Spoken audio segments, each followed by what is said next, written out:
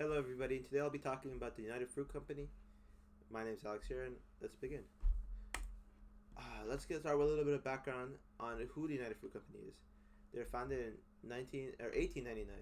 They're a U.S.-owned multinational corporation that controls a vast amount of land, railroads in Central America. But they're mostly known for their bananas and the exportation of bananas.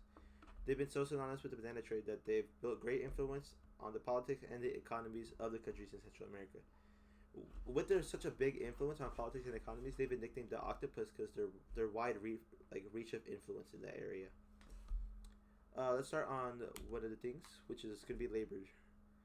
The United Fruit Company has been known for putting racial policies or implementing racial policies in the workplace that would put ethnic groups against each other. These racial policies were used as a way to get the workers to have like infighting, and they would not like rise against the UFC because these workers they're treated really bad, and eventually they get to a point where like they all like group up and go on like a strike.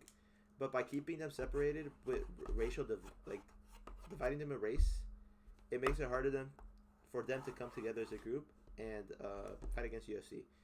But the UFC workers have to work 10 to 12 hours with what's called with minimum pay. So like they're gonna pay like how much? Yeah, I don't even know, but it's not a lot. The workers had very physically demanding work and harsh environmental conditions. As you can see in the photo, like they're outside. I'm assuming it's hot. It probably is hot because they're like Central America. It's like kind of tropical down there. It's probably moist. It's hot. Yeah, you don't want to be outside at this time. And 10 to 12 hours is not a little bit either. They had housing that UFC provided for the workers, which might sound really, really good, but this housing they had to pay for. And the issue with that is that UFC would control the rent. So if like let's say like the UFC wants to raise up the rent, they could, and they could keep their wages the same.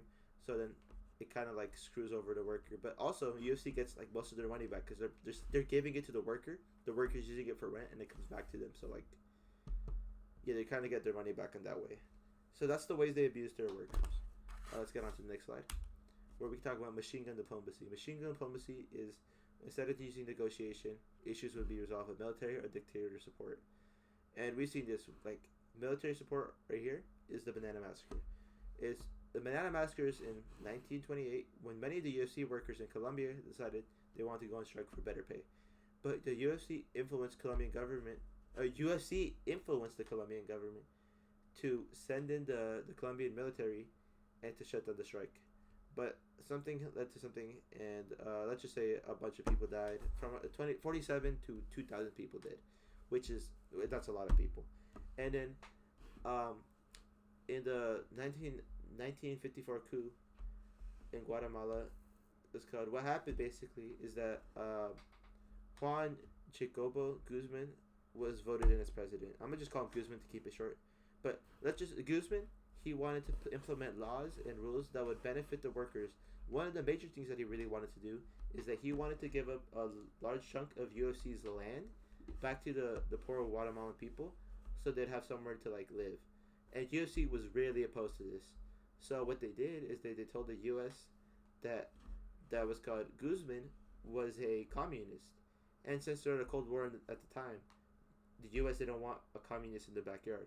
So what they did is that they sent in what's called Carlos Castillo, who was backed by the CIA, trained by the CIA, and what he was sent to do was to like attack the government, and what's called he was sent as an attack against communism, which is not really why he was there. He was there to protect UFC interests, and eventually he succeeds and establishes a dictatorship backed by UFC and the CIA. So those are like the ways of machine gun diplomacy that UFC used. Let's get on to the next slide. What a banana republic is. A banana republic is a country that depends on the export of bananas. This leads to UFC having control because they're the main exporter. They have a monopoly on this. They're the main exporter of bananas. So they basically have full control of the countries that rely on the banana for their economy. And most of these banana republics had like political instability, regime changes, and U.S. military intervention, which we'll see right now.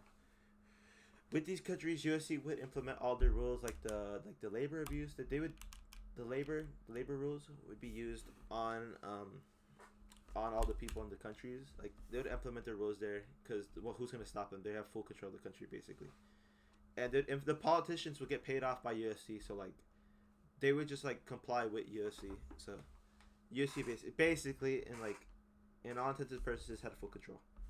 Let's go to the next slide. Let's talk about the banana wars, which we had just mentioned here earlier. The banana war happened in like most of the banana republic states or countries. I meant not states.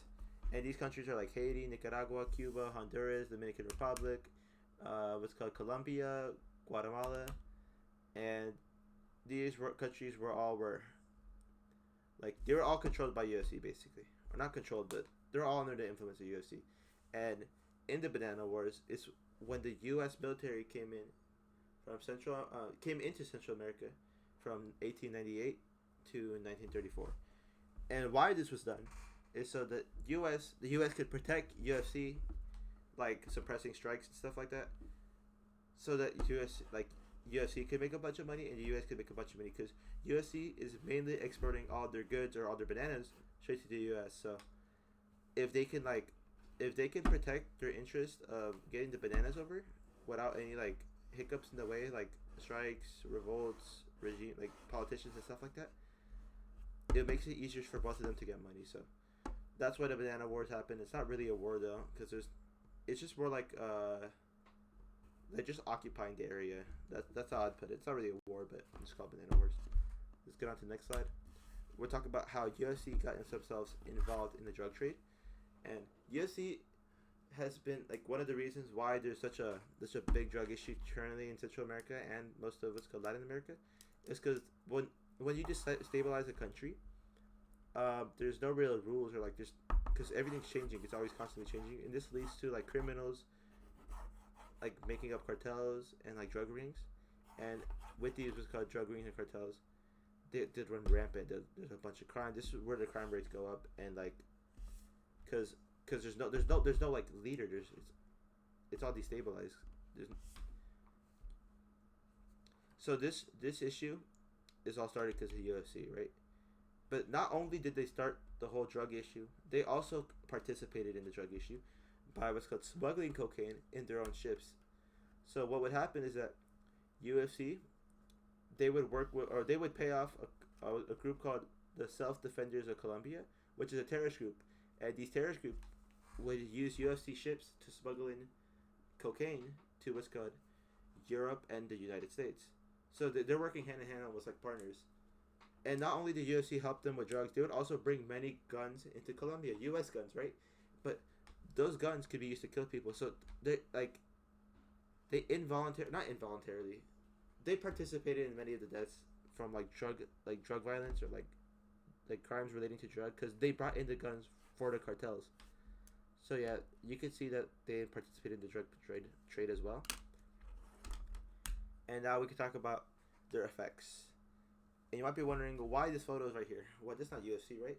But funny enough, UFC is still around today, and they're under the new name Chiquita Banana. So the person that did, or the company that did all of this, is the same company that you buy from today. They're the biggest banana company you see. Everyone knows Chiquita Banana. I even eat Chiquita Banana. But their past has affected all of Central America. The constant regime changes have led to political instability, which has allowed a bunch of drug issues currently in Central America and Latin America. Like in Mexico, I know currently there's a big cartel problem. There's a bunch of people dying from cartel-related crimes or murders, and there's a bunch of I'm just talking about Mexico for example, but also in many of the Central American countries, there's a bunch of drug crimes, and that's why a bunch of people are like immigrating out of there because there's too much cartels and too much violence. But also not only that, but what's called they had effects on like many of like the workers' lives, I guess, because being treated like that can cause like severe injury, like being working in the hot sun like that and being like abused with minimum pay probably led to a bunch of people getting like okay, you know what? Okay, I had a little bit of a hiccup right there. I forgot what I was saying, but I just lost my train of thought. But UFC, their constant regime changes and political instability allowed drug cartels to prosper, which we see why there's a bunch of like drug crime in Central America and all of Latin America because of UFC. They allowed this, or they didn't allow this, but they made a breeding ground for this to happen, and they also participated in it.